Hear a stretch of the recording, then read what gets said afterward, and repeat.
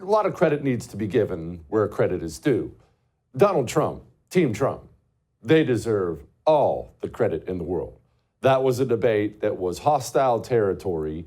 He marched into there and just pasted Joe Biden. He just destroyed him.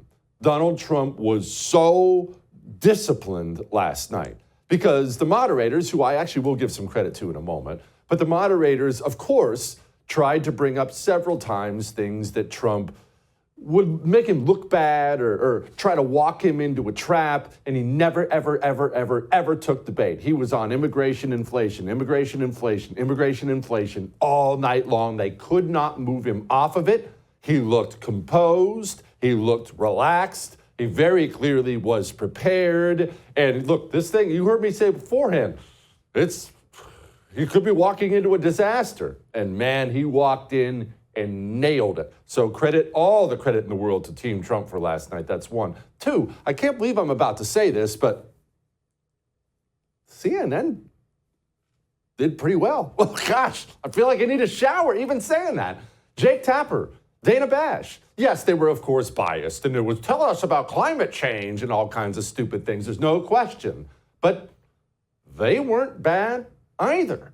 This debate that was supposedly set up for Joe Biden under all of Joe Biden's rules, and it was all of Joe Biden's rules, I thought Jake Tapper and Dana Bash did pretty well. So that was the good. Another good is the country now is seeing the man who led the country for the last 3.5 years. Remember, last night was just the day that Norm and Norma finally got to see how bad it was. You already knew. It wasn't some new revelation to you. You knew how bad it was. That man has been leading the country. All right, now let's get to the debate clips.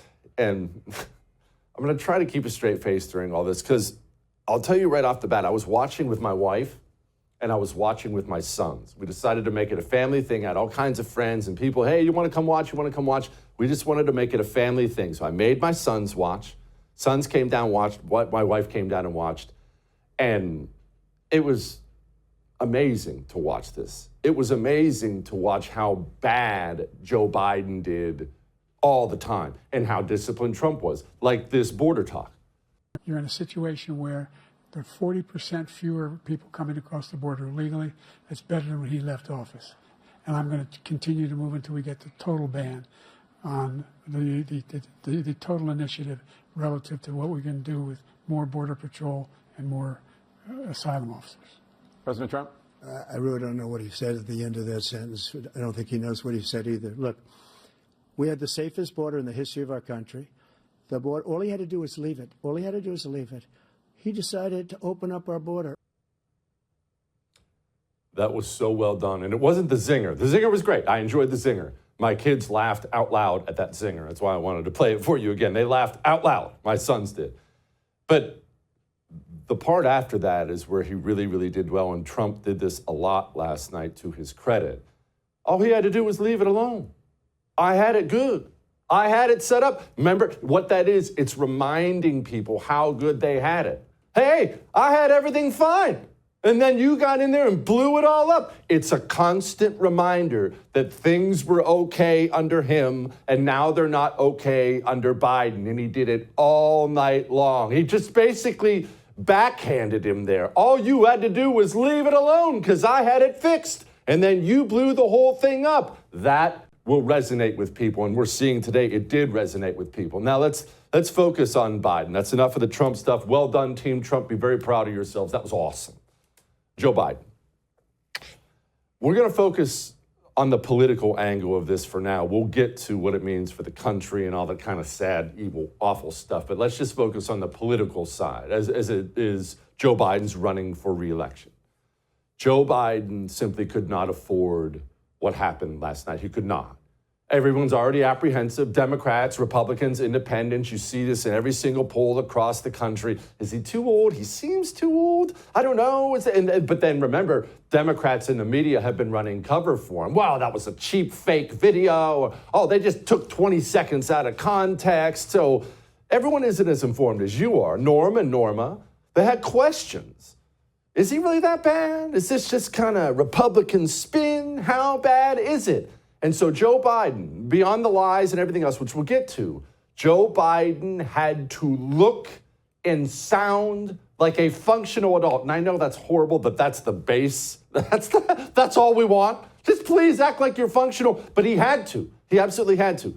This moment was 12 minutes into the debate. Making sure that we're able to make every single solitary person eligible for what I've been able to do with the with the COVID. With dealing with everything we have to do with. Look, if we finally beat Medicare. Thank you, President Biden. President Trump? Well, he's right. He did beat Medicare. He beat it to death, and he's destroying Medicare.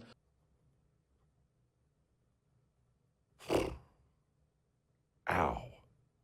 That hurts. He couldn't afford that. He couldn't afford one of his infamous brain shorts. He just couldn't afford it. And look, that was 12 minutes in. Do you remember? Do you remember Joe Biden's first answer? And I venture to say, listen, you're a Politico. I'm a Politico. This is what we love. I love this. I wouldn't miss last night for the world. That's my Super Bowl last night. I'm sitting there watching every single minute of it. You probably were the same way. But Norm and Norma, they didn't watch 90 minutes of that whole thing.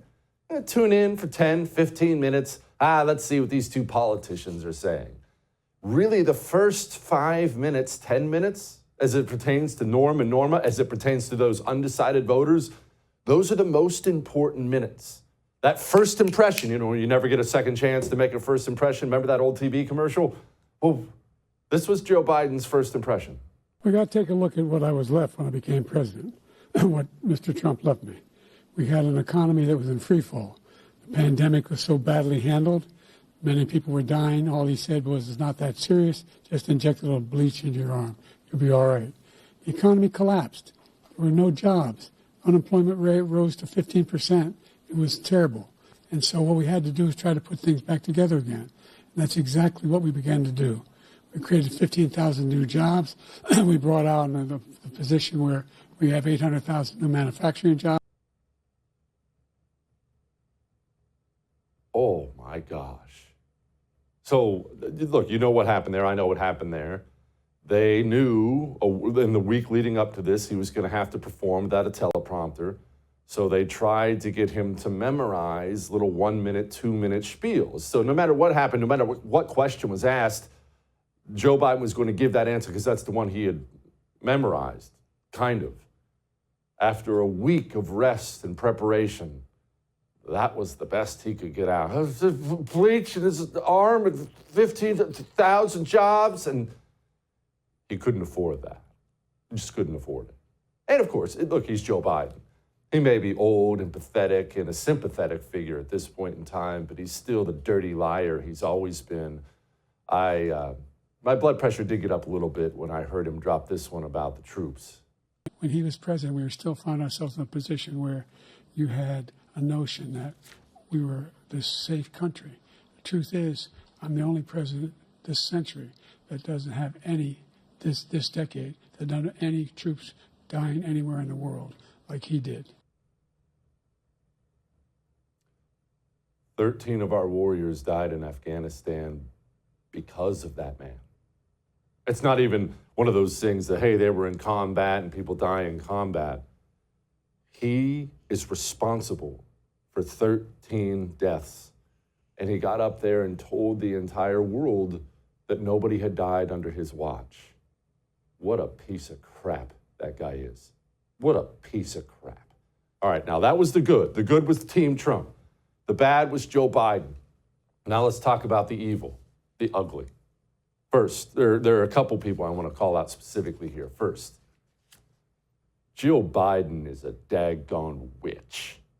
I'll tell you something. My wife said something to me. You've heard me echo this before on the show, but my wife, who's not even heavily Politico, said something to me last night.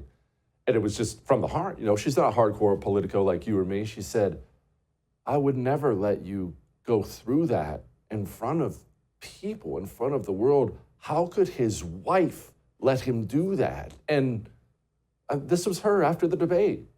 Joe, you did such such a great job. You answered every question. You knew all the... And let me ask the crowd, what did Trump do? Lied! Yes. Her husband just embarrassed himself in front of the entire planet because he's old, he has dementia, he's too weak.